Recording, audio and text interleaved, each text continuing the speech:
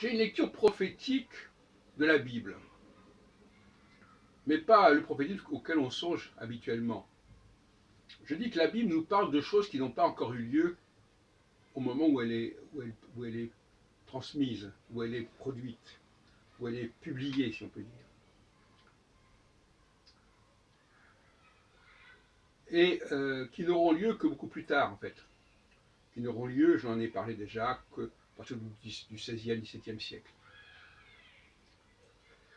Et je l'ai dit pour la terre promise, je dis que la terre promise, n'est pas du tout celle dont il est question dans la Bible, à savoir le pays de Canaan, mais c'est la France, par exemple. Bon.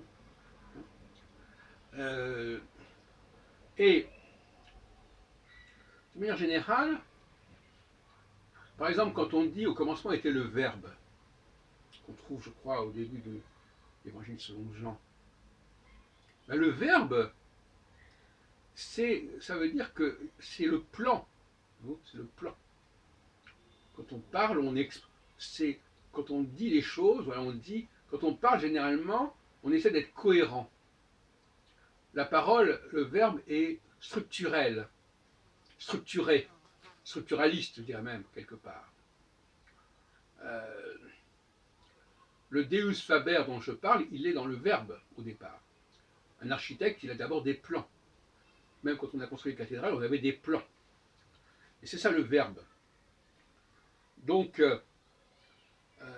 il y a ceux qui pensent que, par exemple, les langues, paradoxalement, les langues n'ont pas été planifiées au départ.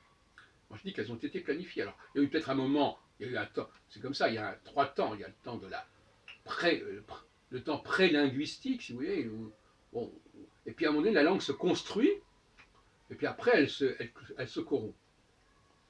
Donc, la construction, c'est le moment de la construction. Construction, ça veut dire la structure. Donc, Lévi-Strauss, avec le structuralisme, il a raison dans le sens où, à condition que, effectivement, l'humanité ait une démarche structurelle. C'est-à-dire qu'elle est dans une démarche au niveau du verbe. C'est-à-dire que les choses se construisent.